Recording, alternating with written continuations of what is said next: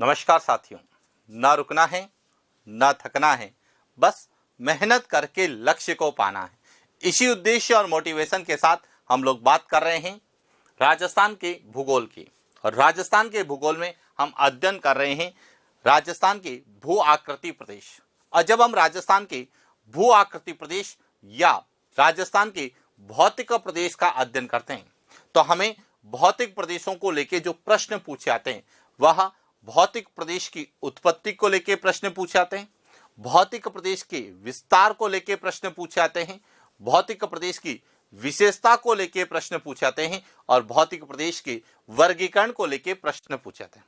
और इसी श्रृंखला में हम हाड़ौती के पठार के वर्गीकरण का अध्ययन कर रहे हैं कि हाड़ौती के पठार को कितने भागों में विभाजित किया गया है, कौन से भाग हाड़ौती के पठार के अंतर्गत आते हैं और उनको किस प्रकार से उप विभागों में विभाजित किया गया है और उसको लेके क्या प्रश्न बन सकते हैं, हम उस पर विस्तार से चर्चा करने वाले हैं।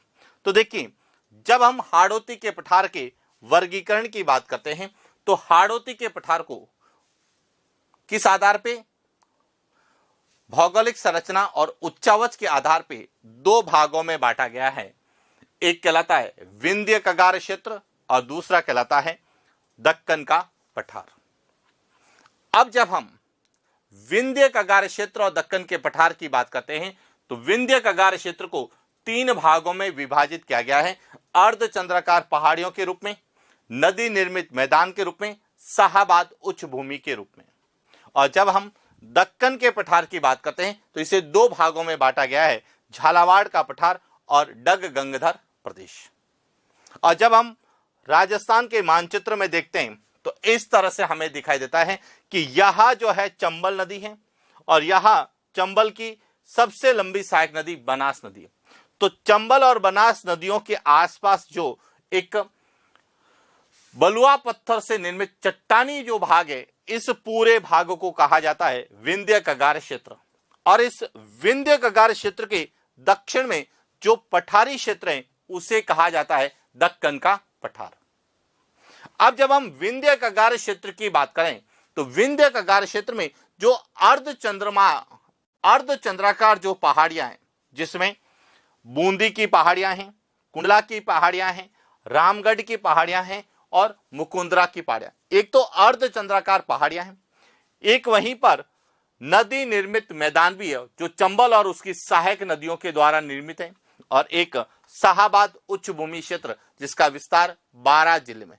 तो इस तरह से जब हम विंध्य कगार क्षेत्र को अलग अलग उपभागों में विभाजित करते हैं तो एक तो हम पहाड़ियों में, जिन्हें हम अर्धचंद्राकार पहाड़ियां कहते हैं, उनमें विभाजित करते हैं, नदी निर्मित मैदान में विभाजित करते हैं और शाहाबाद उच्च भूमि क्षेत्र में विभाजित करते हैं। वहीं पर हम दक्कन के पठार की बात करें जो कि विंध्य कगार क्षेत्र के दक्षिण में झालावाड़ में स्थित है, इसे भी हम दो भागों में बांटते हैं, एक झालावाड़ का पठार कहलाता है और एक डग गंगधर प्रदेश कहलाता है। तो आज हम बात करने वाले हैं विंध्य कगार क्षेत्र के बारे में। क्यों? क्योंकि हमने दक्कन के पठार के बारे में विस्तार से अध्ययन कर लिया है और वर्गीकरण में हम विंध्य कगार क्षेत्र के बारे में अध्ययन करेंगे कि विंध्य कगार क्षेत्र क्या है, इसमें कौन कौन से भाग हैं और उनको लेके क्या प्रश्न हमें एग्जाम में पूछे जा सकते हैं।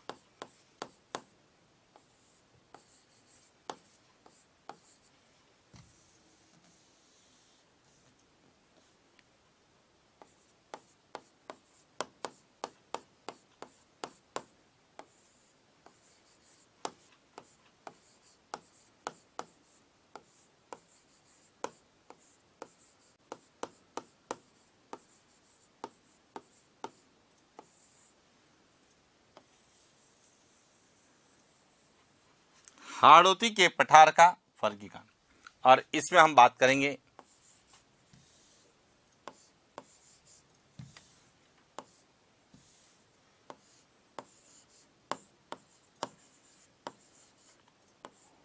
विंध्य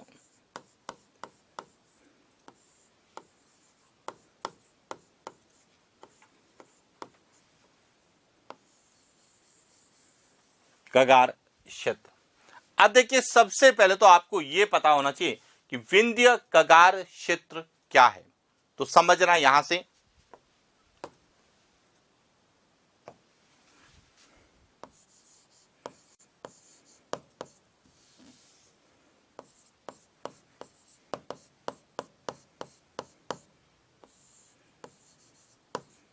हाड़ौती के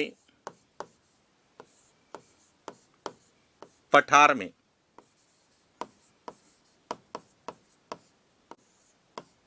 चंबल तथा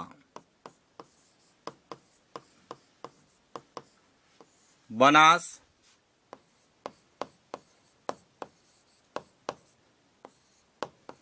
नदियों के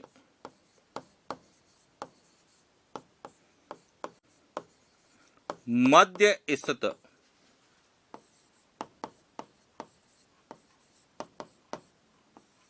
बलुआ पत्थर से निर्मित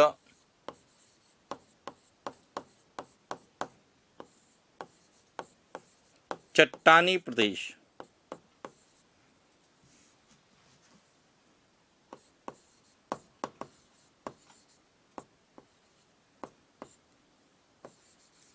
विंध्य कगार क्षेत्र।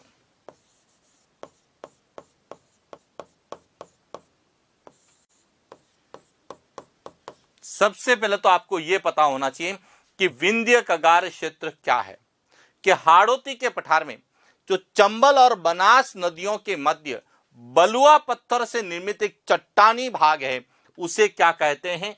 विंध्य कगार क्षेत्र कहते हैं। क्लियर? तो यह एक बलुआ पत्थर से निर्मित चट्टानी प्रदेश है। अब इसका विस्तार कहां कहां है, तो देखिए,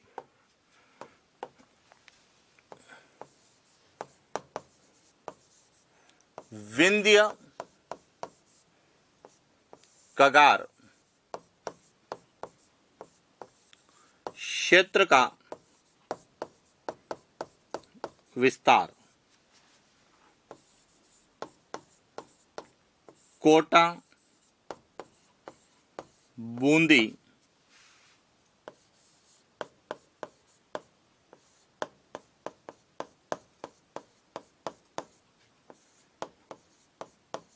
बारह जिलों में।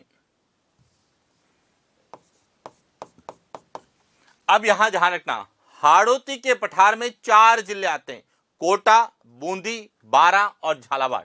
लेकिन विंध्य कगार क्षेत्र में हाड़ौती के पठार के 3 ही जिले आते हैं। झालावाड़ विंध्य कगार क्षेत्र में शामिल नहीं है। झालावाड़ दक्कन के पठार के अंतर्गत आता है, विंध्य कगार क्षेत्र में नहीं आता है। तो यह ध्यान रखना, विंध्य कगार क्षेत्र का जो विस्तार है वह 3 जिलों में। अब विंध्य कगार क्षेत्र को 3 भागों में विभाजित किया गया है।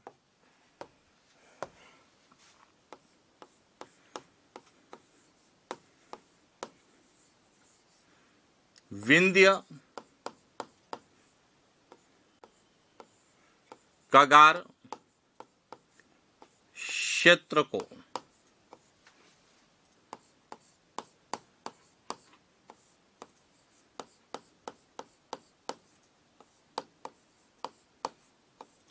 तीन भागों में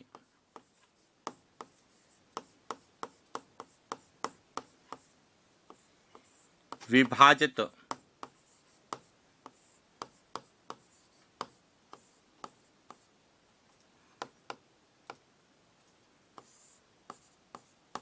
यहां ध्यान रखना, विंध्य कगार क्षेत्र को कितने भागों में बांटते हैं? 3 भागों में। जैसे दक्कन के पठार को हम 2 भागों में बांटते हैं, झालावाड़ का पठार और डग गंगाधर प्रदेश, उसी प्रकार विंध्य कगार क्षेत्र को हम कितने भागों में बांटते हैं? 3 भागों में। कौन कौन से हैं? एक तो है अर्ध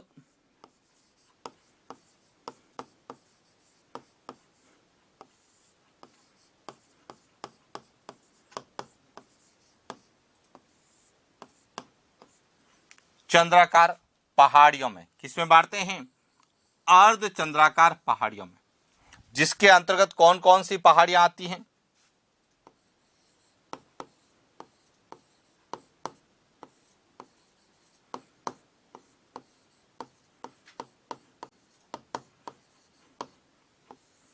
बूंदी की पहाड़ियां हैं,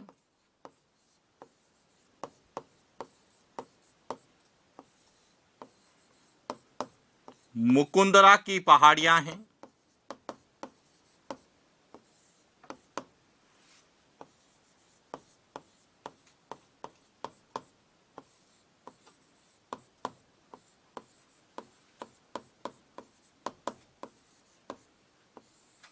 कुंडला की पहाड़ियां हैं, और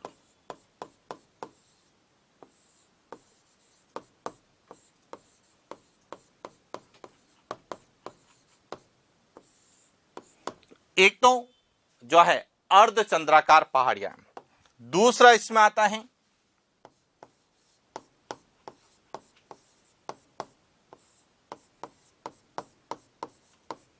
नदी निर्मित मैदान, और तीसरा है शाहाबाद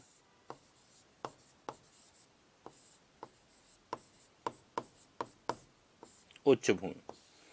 इस प्रकार से हमें हाड़ौती के पठार के अंतर्गत विंध्य कगार क्षेत्र है, उसको हम तीन भागों में विभाजित करते हैं, अर्ध चंद्राकार पहाड़ियों के रूप में, नदी निर्मित मैदान के रूप में, और शाहाबाद उच्च भूमि क्षेत्र के रूप में।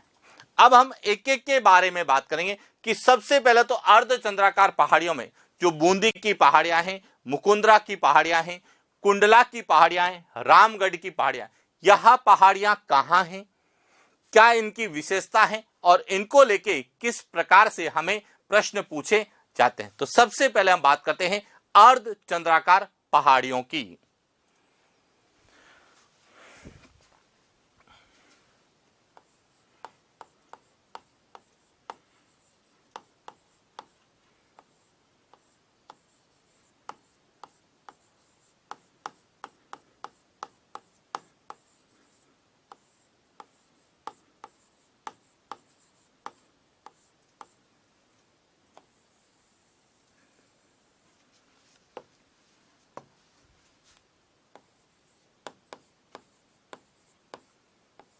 अर्ध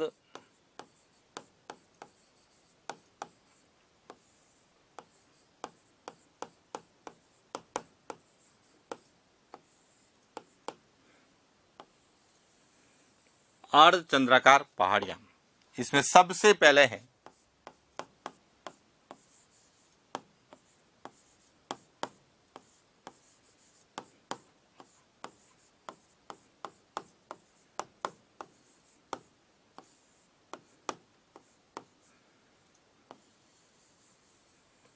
बूंदी की पहाड़ियां। अब देखिए, सबसे पहले जब हम बूंदी की पहाड़ियों की बात करें तो बूंदी की पहाड़ियां कहां स्थित है? सिंपल सा है, कहां पे है? बूंदी जिले में, यानी कि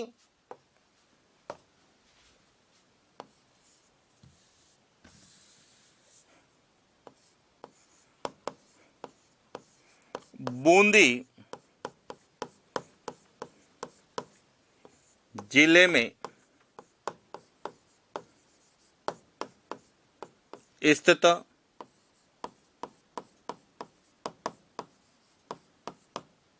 पहाड़ियां जिन्हें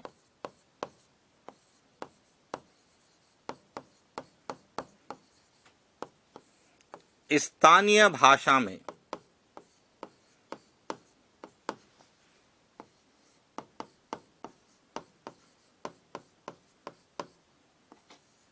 आडावाला पर्वत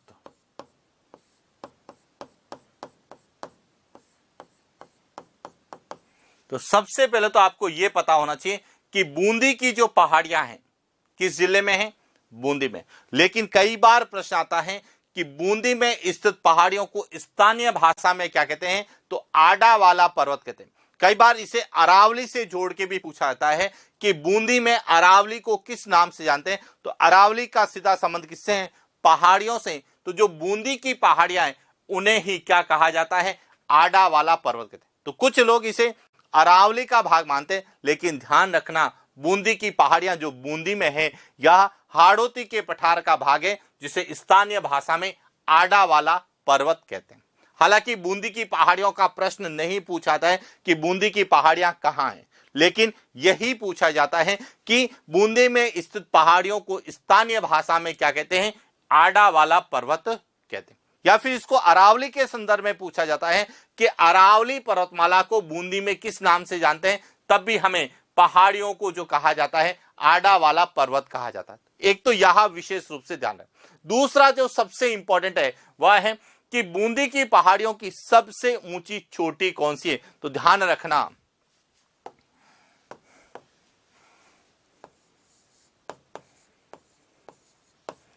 बूंदी की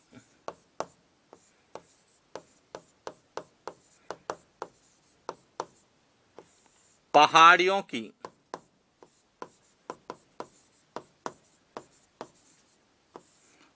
सर्वोच्च चोटी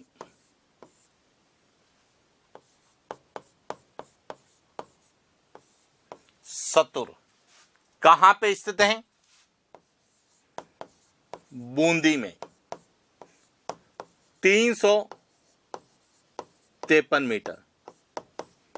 तो यह ध्यान रखना कि बूंदी की पहाड़ियों की या बूंदी की सर्वोच्च चोटी कौन सी है, सतुर है। और इसको हमें अरावली के साथ जोड़ के पूछा जाता है, निम्न में से कौन सी चोटी अरावली में स्थित नहीं है, तो ध्यान रखना सतुर या हाड़ौती के पठार में स्थित है, बूंदी में स्थित है और इसकी ऊंचाई कितनी है, 353 मीटर है। तो ध्यान रखना बूंदी या बूंदी की पहाड़ियों की सर्वोच्च चोटी कौन सी है, वह सतुर है। किस जिले में स्थित है, बूंदी में। तो एक तो अर्धचंद्राकार पहाड़ियों में बूंदी की पहाड़ियों को लेके एक तो आडा वाला पर्वत और एक सतुर पूछा जाता है। इसके बाद दूसरी है मुकुंदरा की पहाड़ियां।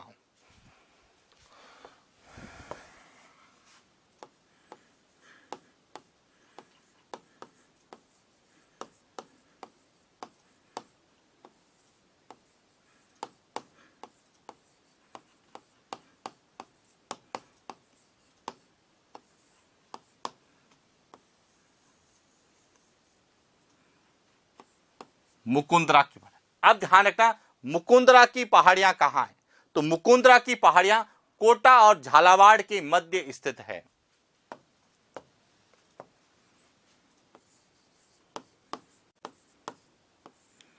कोटा तथा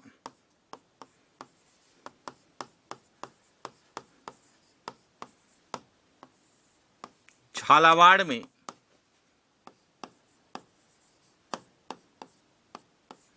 स्थित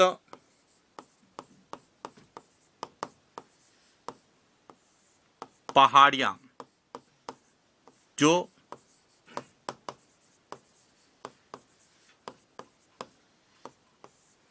विंध्याचल का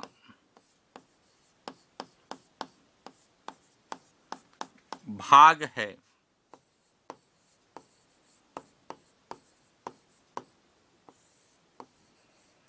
मुकुंदरा की पहाड़ियां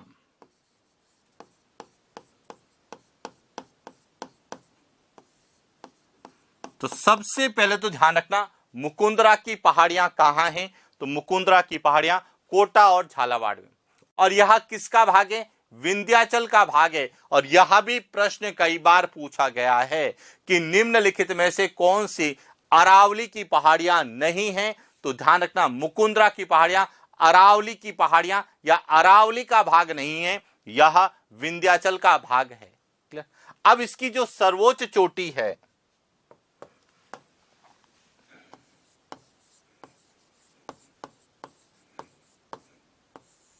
मुकुंदरा की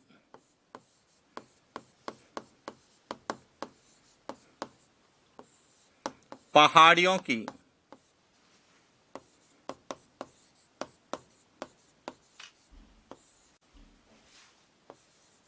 सर्वोच्च चोटी कौन सी है?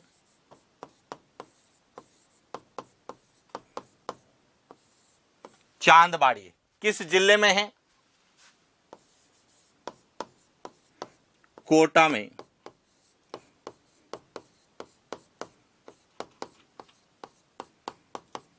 517 मीटर है। तो ये ध्यान रखना, मुकुंदरा की पहाड़ियों की जो सर्वोच्च चोटी है वह कौन सी है?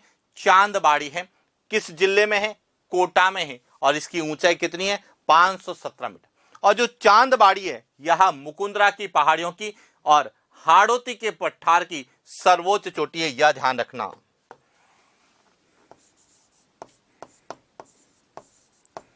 चांदबाड़ी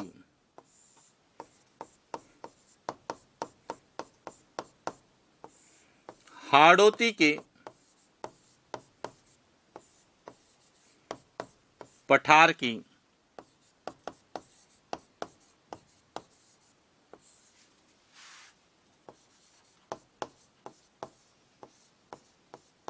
तो यह भी ध्यान रखना कि चांदबाड़ी मुकुंदरा के पहाड़ियों की भी सर्वोच्च चोटी है और हाड़ौती के पठार की भी क्या है?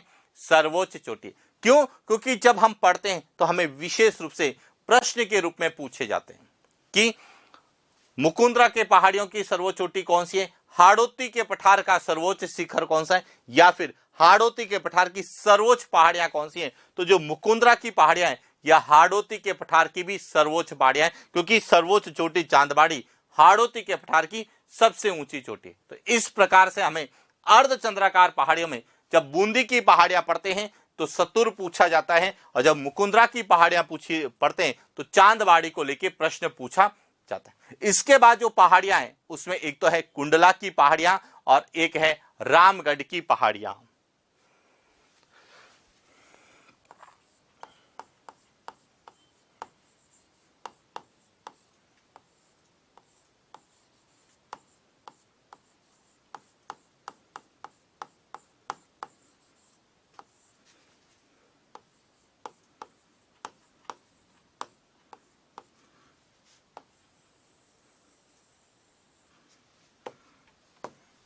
तीसरी है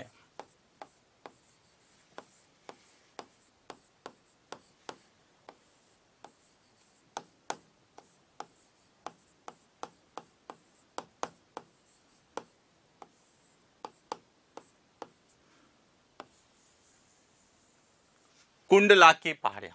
अब ये कुंडला की पहाड़ियां क्या है? सिंपल सा ध्यान रखना,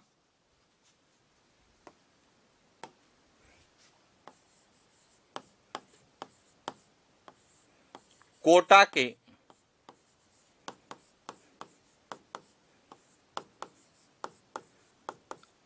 आसपास स्थित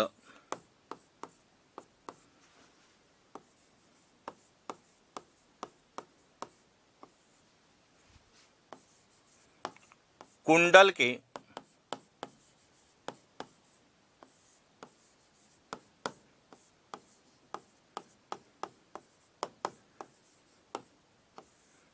आकार की पहाड़ियां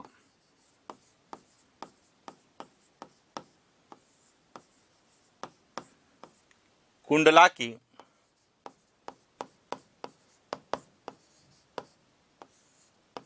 पहाड़ियां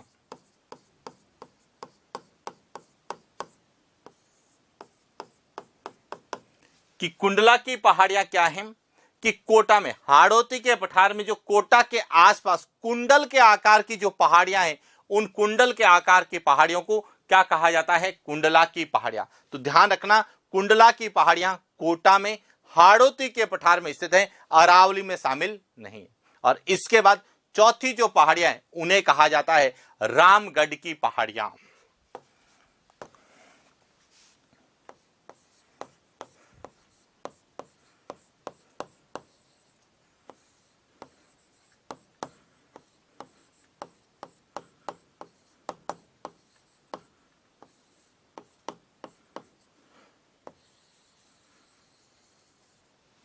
अब यहां ध्यान रखना, रामगढ़ की पहाड़ियां जब हम रामगढ़ की पहाड़ियों का अध्ययन करते हैं तो कहा जाता है कि यह पहाड़ियां घोड़े के नाल के आकार की अर्धचंद्राकार पहाड़ियां, लेकिन यह कहां पर है तो यह ध्यान रखना,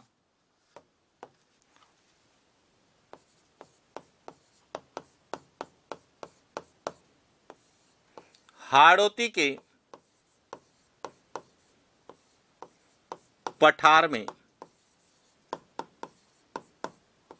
बूंदी से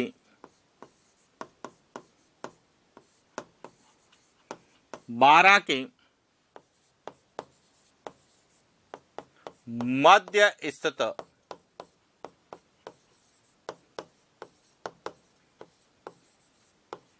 घोड़े के नाल के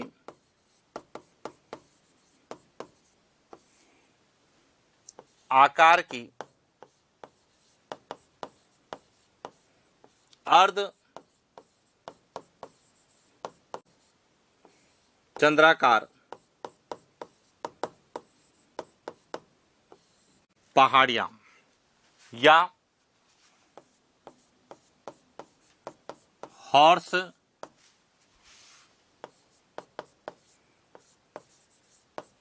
सू की पहाड़ियां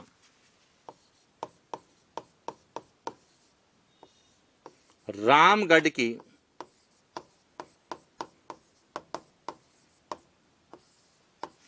पहाड़ियां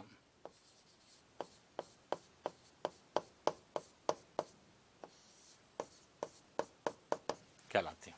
अब ध्यान रखना, जब हम रामगढ़ की पहाड़ियों का अध्ययन करते हैं तो सबसे पहले तो हमें पूछा जाता है निम्नलिखित में से घोड़े के नाल के आकार की अर्धचंद्राकार पहाड़ियां कौन सी है, तो ये ध्यान रखना, रामगढ़ की पहाड़ियां।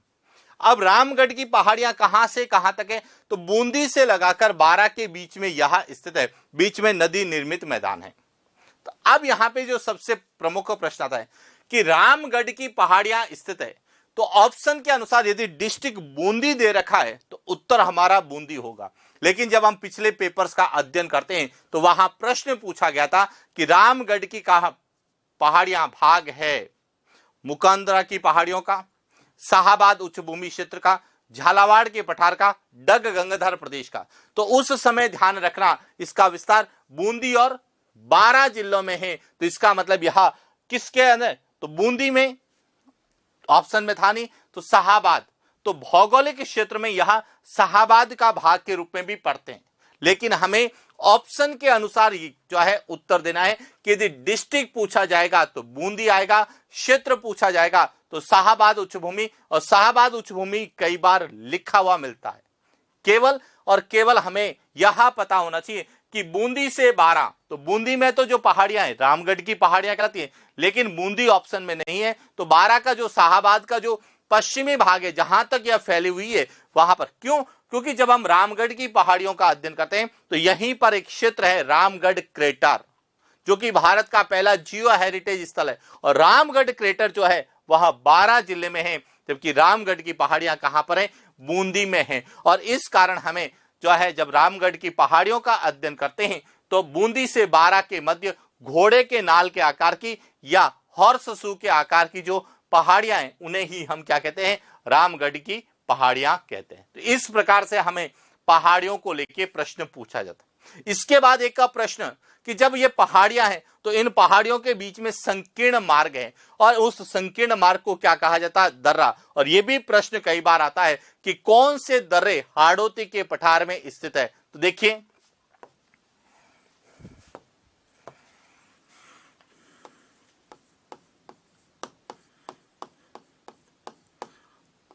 हाड़ौती के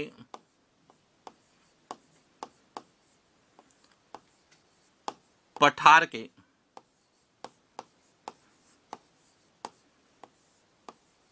प्रमुख दर्रे, कि हाड़ौती के पठार में कौन कौन से दर्रे स्थित हैं।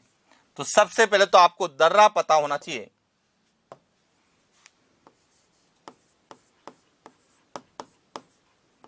पहाड़ों या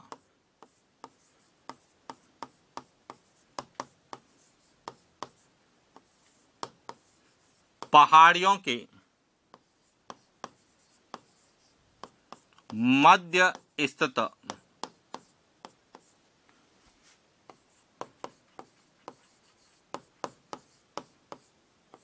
संकीर्ण भाग को दर्रा, नाल, घाट कहा। तो सबसे पहले तो आपको यह पता होना चाहिए कि दर्रा किसे कहते हैं। तो जो पहाड़ियां होती है, पहाड़ियों के बीच में जो संकीर्ण मार्ग होता है, उस संकीर्ण मार्ग को क्या कहा जाता है? दर्रा भी कहते हैं, कई जगह नाल, कहीं पर घाट। जैसे दर्रे की बात करें तो बर दर्रा आपने नाम सुना होगा। नाल की बात की सुने तो केवड़ा की नाल है, फुलवारी की नाल आपने सुना होगा। और घाट की जब पढ़ते हैं तो स्वरूप घाट है, शिवपुरी घाट है, सोमेश्वर घाट है। तो यह दर्रा, नाल और घाट यह एक ही भौगोलिक संरचना है जो पहाड़ों के बीच में जो संकीर्ण मार्ग होता है, जिसे हम पास कहते हैं, वह दर्रा कहलाता है। अब बात आता है हाड़ौती के पठार में 4 दर्रे स्थित हैं, यह ध्यान रखना।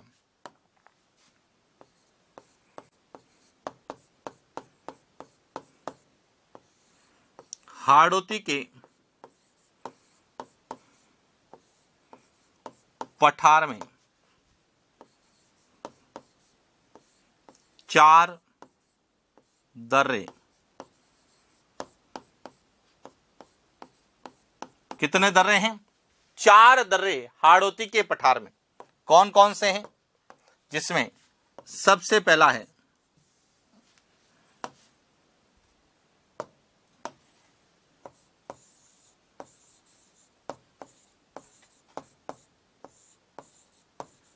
बूंदी दर्रा। यहां कहां पर है? बूंदी में। दूसरा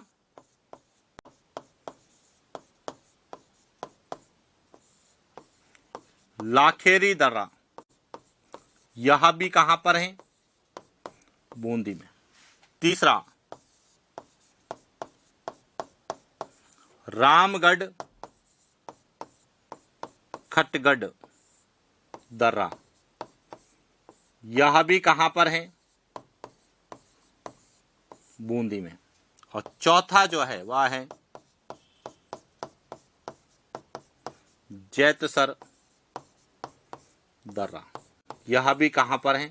बूंदी में। तो ध्यान रखना, हाड़ौती के पठार में जो 4 दर्रे हैं, चारों ही बूंदी में हैं। लेकिन हमें प्रश्न पूछा जाता है निम्न में से कौन सा दर्रा अरावली में स्थित नहीं है?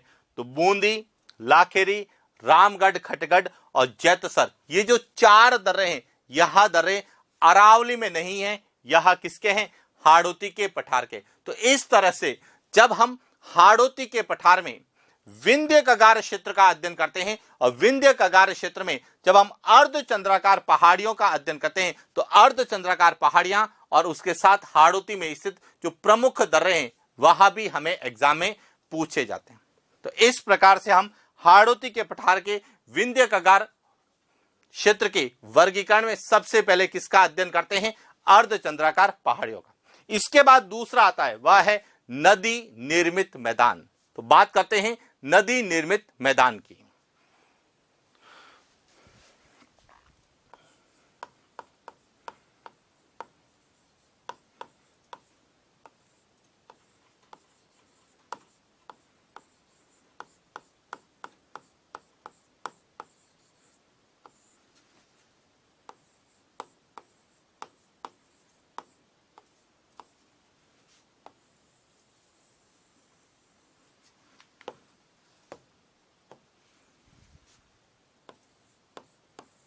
नदी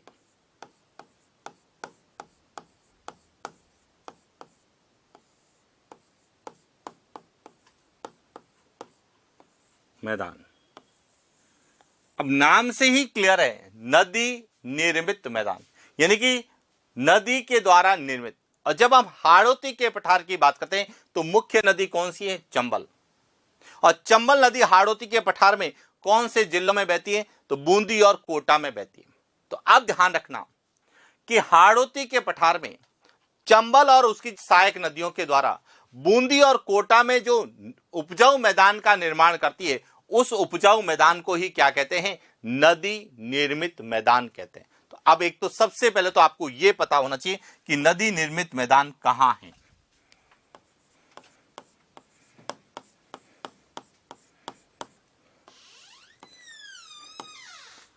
हाड़ौती के पठार में, कहां पर है? हाड़ौती के पठार में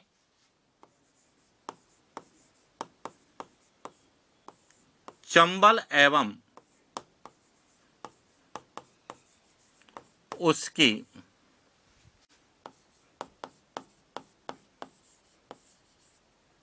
सहायक नदियों द्वारा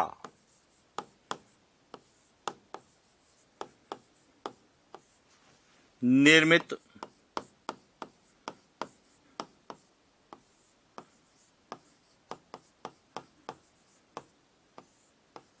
उपजाऊ मैदान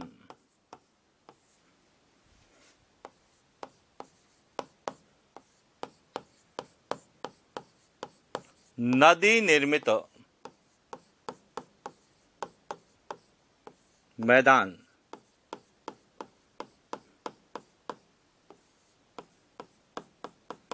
कहलाता है। सबसे पहले तो आपको यह पता होना चाहिए नदी निर्मित मैदान कहां है? हाड़ौती के पठार में। और किन नदियों के द्वारा निर्मित है? चंबल और उसकी सहायक नदियों। और यह कैसा है? उपजाऊ मैदान। दूसरा, इसका विस्तार। तो ध्यान रखना, नदी निर्मित मैदान का विस्तार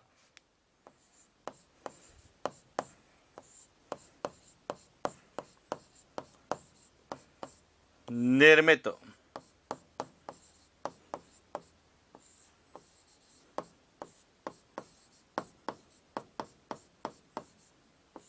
मैदान का विस्तार कहां है? कोटा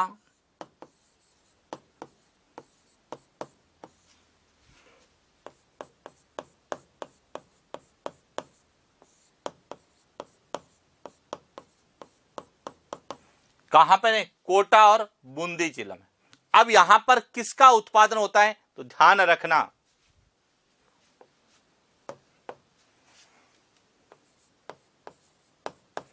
नदी निर्मित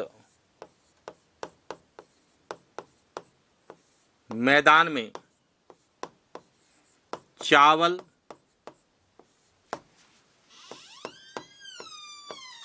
गेहूं तथा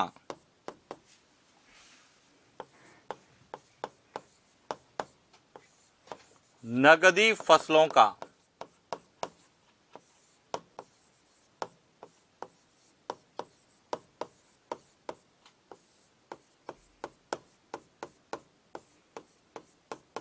उत्पादन होता। तो यह भी ध्यान रखना कि जो नदी निर्मित मैदान है जिसका विस्तार कोटा और बूंदी में, यहां पर खाद्यान्न में चावल और गेहूं, इसके अलावा नगदी फसलें जैसे गन्ना है, सोयाबीन है, धनिया है, इनका भी उत्पादन यहां पर होता है।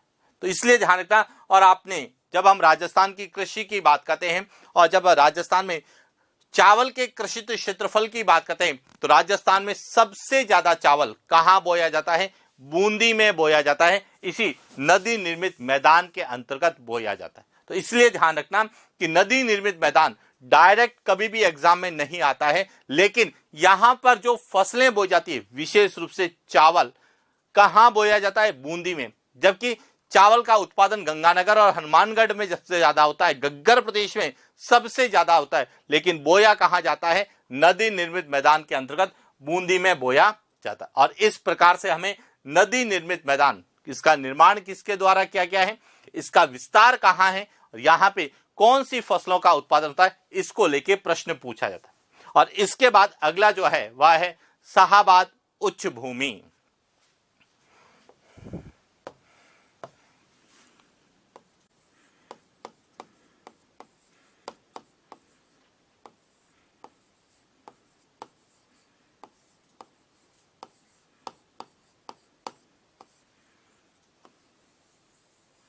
शाहाबाद उच्च भूमि। अब देखिए शाहाबाद उच्च भूमि क्या है।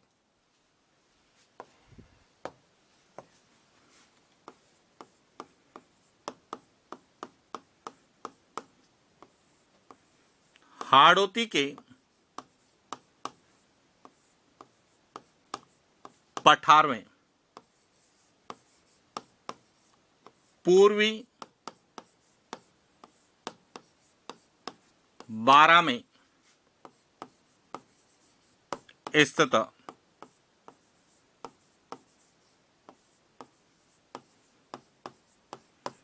उच्च भूमि क्षेत्र जहां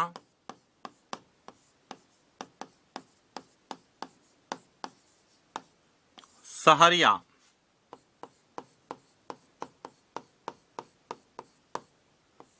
जनजाति निवास करती है। शाहाबाद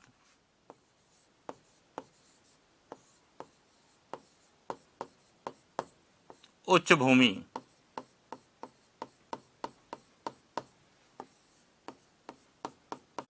तो सबसे पहले तो आपको यह पता होना चाहिए कि शाहाबाद उच्च भूमि कहां है, हाड़ौती के पठार में। और हाड़ौती के पठार में भी कहां है कि जो बारा है, बारा का जो पूर्वी भाग है जिसे हम पूर्वी बारा कहते हैं, उस पूर्वी बारा में जो उच्च भूमि क्षेत्र है जहां पर सहरिया जनजाति निवास करती है, उस क्षेत्र को क्या कहा जाता है, शाहाबाद उच्च भूमि।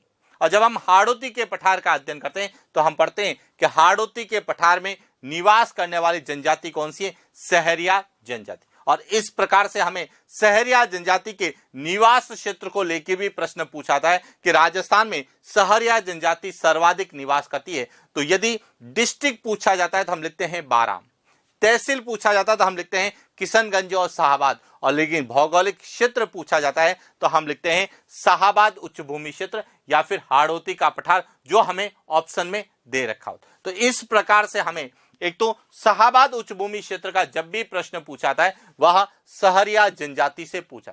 दूसरा, शाहाबाद उच्च भूमि की सबसे ऊंची चोटी कौन सी है, तो ध्यान रखना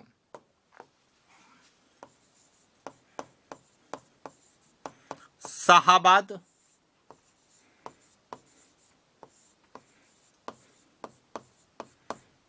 उच्च भूमि की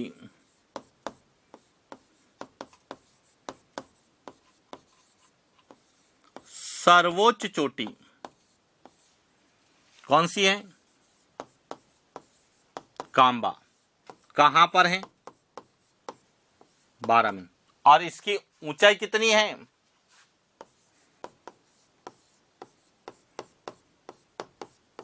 तो यह भी ध्यान रखना कि शाहाबाद उच्च भूमि या बारा जिले की सर्वोच्च चोटी कौन सी है, वह है कांबा। बूंदी की जब बात करते हैं हम लिखते हैं सतुर। कोटा या हाड़ौती के पठार की सर्वोच्च चोटी है चांदबाड़ी, लेकिन बारा की या शाहाबाद उच्च भूमि क्षेत्र की पूछी जाती है सर्वोच्च चोटी कौन सी है, तो कांबा है। तो इस प्रकार से हमें हाड़ौती के पठार का जब हम वर्गीकरण करते हैं और उसमें विंध्य कगार क्षेत्र की बात करते हैं तो हमें शाहाबाद उच्च भूमि क्षेत्र को लेकर प्रश्न बन सकते हैं, नदी निर्मित मैदान को लेकर प्रश्न पूछे जा सकते हैं, हाड़ौती में स्थित दर्रों को लेकर प्रश्न पूछे जा सकते हैं, हाड़ौती के पठार में स्थित जो अर्धचंद्राकार पहाड़ियां हैं उनको लेके क्या प्रश्न बन सकते हैं, या हाड़ौती के पठार के वर्गीकरण को लेके क्या प्रश्न बन सकते हैं, उसके बारे में हमने चर्चा की। और इसी के साथ हाड़ौती के पठार का वर्गीकरण कंप्लीट होता है और साथ ही साथ हाड़ौती का पठार जो राजस्थान का क्षेत्रफल की दृष्टि से सबसे छोटा भौतिक प्रदेश है वह भी कंप्लीट होता है। तो आज के लिए इतना ही, मिलते हैं नेक्स्ट क्लास। Thank you.